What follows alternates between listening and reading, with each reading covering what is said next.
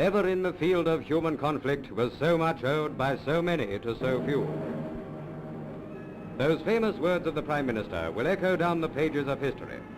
We of the British Empire owe a debt of gratitude to the RAF, which there is little chance of our being able to repay.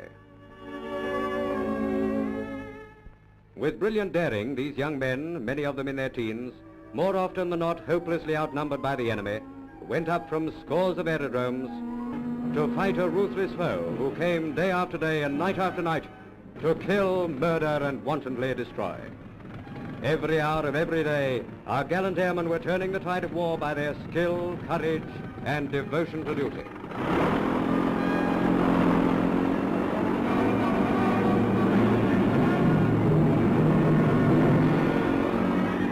High up in the heavens, those knights of the air fought and died. Epic combats often beyond the range of our vision. Spitfires and Hurricanes challenging each other in deadly combat with the enemy host.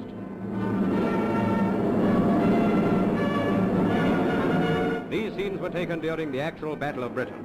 They show in vivid detail the remorseless attack of our fighters in the grim struggle not only for the life of Britain, but the freedom of mankind. If we failed, all failed.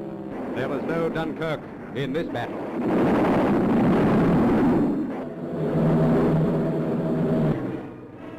Back to the dromes came the young heroes time and again to refuel and rearm, to snatch a few moments' precious breather before winging into the fight again. The murder of the aged, the women and the children was the deliberate aim of the Hun. Nothing was spared.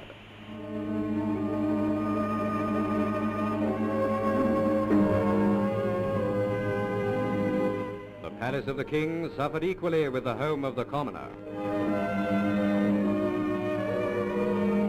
Routed by day, the enemy struck desperately in the darkness. In many of our cities, scenes like this were a constant reminder of the terror by night.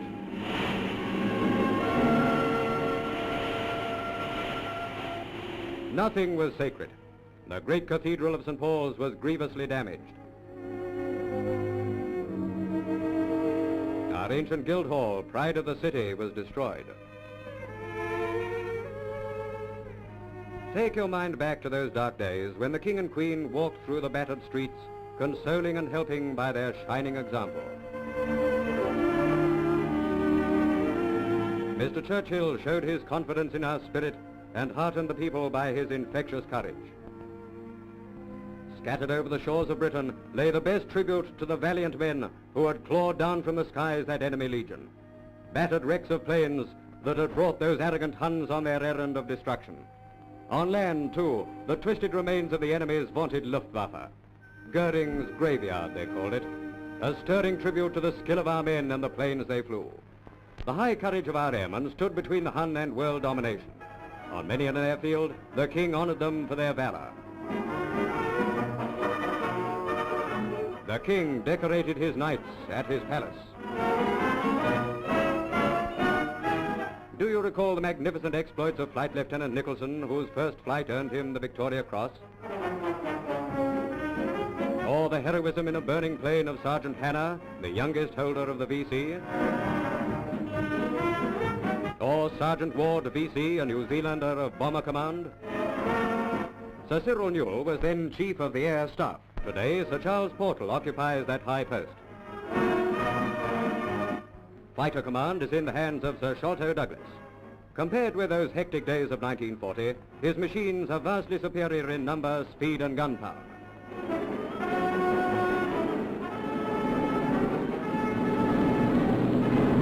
Today, new Hurricanes armed with cannon and machine guns roar across the sky. Other daylight daredevils are the famous Hurry Bombers, Hurricanes with a nice line in Air Force Eggs. Faster and more deadly armed Spitfires. The latest bow fighters, twin-engine destroyers, and most powerful of all fighters. When dusk falls, the night birds stretch their wings.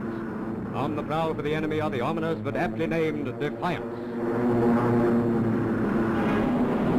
And there are many other types, twin-engined and four-engined, which scour the skies and attack the enemy whenever and wherever he is found.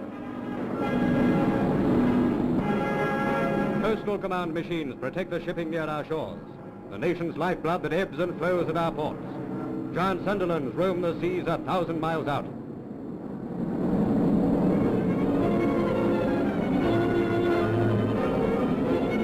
Nearer home range the Lockheed Hudsons on the lookout for enemy raiders and lurking U-boats. Our airmen rate very highly these powerful American machines.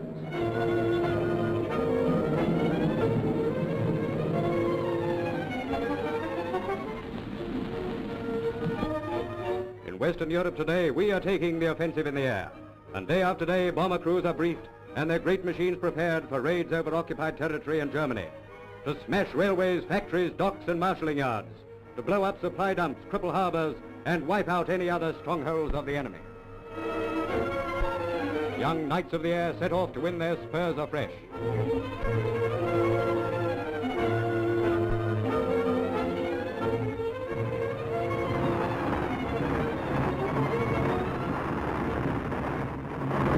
Into the dusk and through the long, dark hours, braving ice and storm, murderous anti-aircraft gunfire, and many other dangers.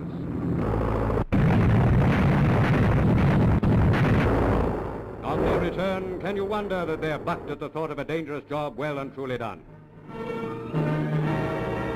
Sweeps by day, too, are other feats of daring in our ceaseless attack on the Hun.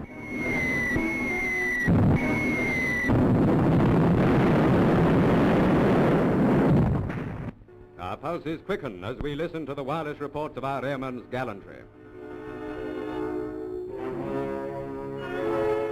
Only too often, though, do we hear that tragic ending.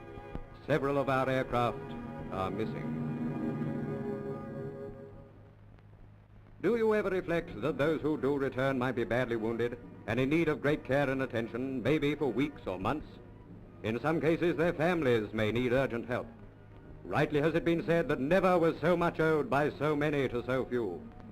We ask you please to remember this and do all you can to help by contributing generously to the RAF Benevolent Fund. As Squadron Leader Finucane, DSO, DFC and 2 bars so truly says, the service does all it can to help officially, but the demands are unending, and the resources available can never meet the 1,001 calls for assistance. Show your gratitude to the men who helped to win the Battle of Britain. To them we owe our very lives. Please give all you can afford. Then men who fly will fly with even lighter hearts. Thank you.